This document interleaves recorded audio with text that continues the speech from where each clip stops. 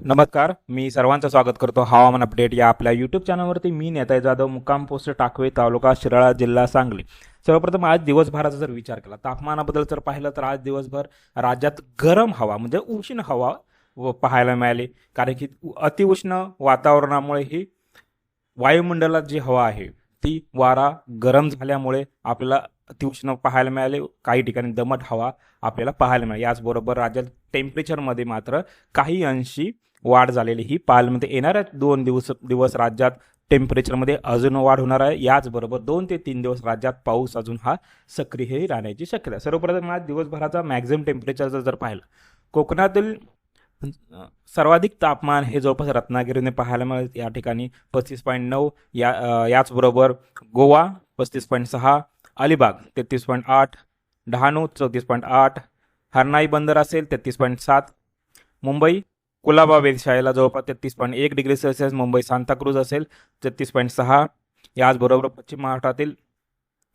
39.9 degree Celsius, अहिल्यानगरमध्ये जळगावमध्ये 42.2 degree Celsius, Jeur 40.5, याचबरोबर Kolhapur 34.6, Mahabaleshwar 31.7, Nashik 39.4 degree Celsius, Pune 39.4 degree Celsius, Sangli 38.2 degree Celsius, Satara 41.3 degree Celsius, Solapur 40 degree Celsius तापमान पाहायला मिळालं. छत्रपती संभाजीनगरमध्ये 41 degree Celsius, Nanded 41.2 degree Celsius, धाराशिवमध्ये 39.1 degree Celsius, Parbhani 41 degree Celsius. याचबरोबर विदर्भात जर पाहिलं तर अकोल्यामध्ये 43.7, अमरावती 43.2, ब्रह्मपुरी 42.8, बुलढाणा 40, चंद्रपूर 43, नागपूर 42.8, वर्धा 44.2 आणि यवतमाळमध्ये जवळपास 43 डिग्री सेल्सिअस ही तापमानाची नोंद झाली. आता हे तापमान कुठं नोंद केली, म्हणजे ज्या ठिकाणी वेदर स्टेशन्स आहेत त्या ठिकाणी हे तापमान आहे. मात्र त्याच्या आजूबाजूला ज्या ठिकाणी वेदर स्टेशन्स नाही आहेत, याचबरोबर त्या ठिकाणी झाडे हिरवळ नाही आहेत, त्या ठिकाणी तापमान जवळपास 44 ते 45 डिग्री सेल्सिअसपर्यंत पोहोचले. मात्र त्याची नोंद ही या स्टेशन्समध्ये होत नसते. याचबरोबर सध्याची वाऱ्याची दिशा सिस्टम प्रणालीबद्दल जर पाहिलं तर उत्तर भारतामध्ये WD आहे. या WDच्या प्रभावामुळे उत्तर भारताचा जो भाग असेल त्या ठिकाणी आपल्याला पाऊस पाहायला मिळत आहे.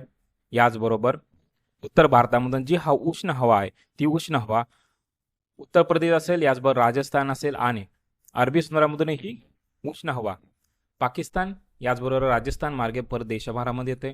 त्यामुळे आणि राज्याचा जो दक्षिण भाग असेल आणि कर्नाटकची जी सीमावर्ती भाग असेल या ठिकाणी एक टोप रेषा तयार झालेला आहे.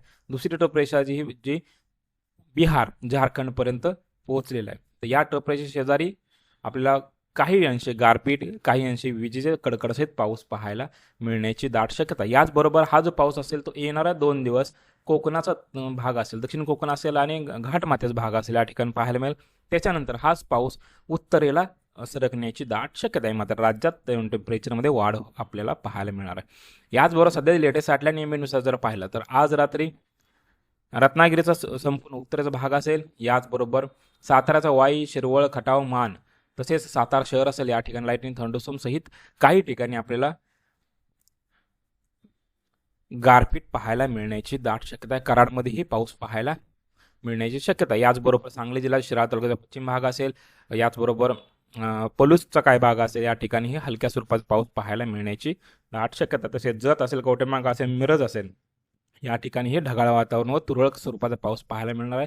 कोल्हापूरचा दक्षिण भाग असेल, आजरा, गडहिंग्लज या ठिकाणी हे लाईटिंग थंडरस्टॉर्मची ऍक्टिव्हिटी आपल्याला पाहायला बरोबर. पुण्याचा आपण जर विचार जर केला, पुण्याचा दक्षिणचा संपूर्ण भाग असेल या ठिकाणी लाईटनिंग थंडरस्टॉर्म सहित हलक्या मध्यम स्वरूपाचा पाऊस पाहायला मिळेल. तसेच उत्तरेचा लोणावळा असेल, पुण्याचा उत्तर शहराचा भाग असेल या ठिकाणीही आपल्याला हलक्या स्वरूपात ढगांचं वातावरण व लाईटनिंग थंडरस्टॉर्म सहित काही ठिकाणी हलका पाऊस पाहायला मिळेल.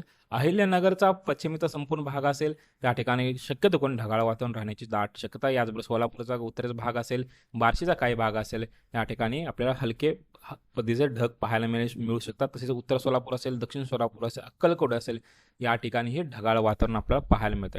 याचबरोबर नांदेडचा काही भाग असेल या ठिकाणी ढगाळ वातावरण पाहायला मिळू शकतं. तसेच गडचिरोली, चंद्रपूर आणि गोंदियाचा काय भाग असेल या ठिकाणीही आपल्याला ढगाळ वातावरण पाहायला मिळतं. राज्याच्या इतरत्र भागात जर पाहिलं त्या ठिकाणी मात्र वातावरण स्वच्छ राहण्याची दाट शक्यता आहे. याचबरोबर येणाऱ्या 24 तासाचा राज्यात पावसाचा सर्वप्रथम आपण जर विचार जर केला सिंधुदुर्ग असेल, रत्नागिरीचा दक्षिण संपूर्ण भाग असेल, सातारा पुण्याचा घाटमाथील भाग, सांगली शिराळा तालुक्याचा पश्चिम भाग असेल, याचबरोबर कोल्हापूरचा पश्चिम भाग असेल. या ठिकाणी लाईटनिंग थंडरसहित पाऊस पाहायला मिळणार आहे. काही ठिकाणी गारपीट आपल्याला पाहायला मिळू शकतं. याचबरोबर सातारा पूर्व भाग असेल, सांगली पूर्व, कोल्हापूर पूर्व, सोलापूरचा पश्चिम भाग असेल आणि पुण्याचा पूर्व भाग असेल, बारामती, इंदापूर, दौंड, शिरोळ या ठिकाणी हे पावसाची दाट शक्यता राहते. इतरत्र जर पाहिलं तर काही अंशी ढगाळ वातावरण आपल्याला पाहायला मिळेल. तसेच कोकणाचा उत्तर भाग असेल, ठाणे, मुंबई, पालघर, कल्याण, नाशिक, धुळे, जळगाव, याचबरोबर नंदुरबार, संभाजीनगर असेल, बीड, लातूर, नांदेड, हिंगोली, तसेच संपूर्ण विदर्भ या ठिकाणी वातावरण स्वच्छ राहू शकतं. काही अंशी ढगाळ वातावरण आपल्याला पाहायला मिळण्याची दाट शक्यता आहे.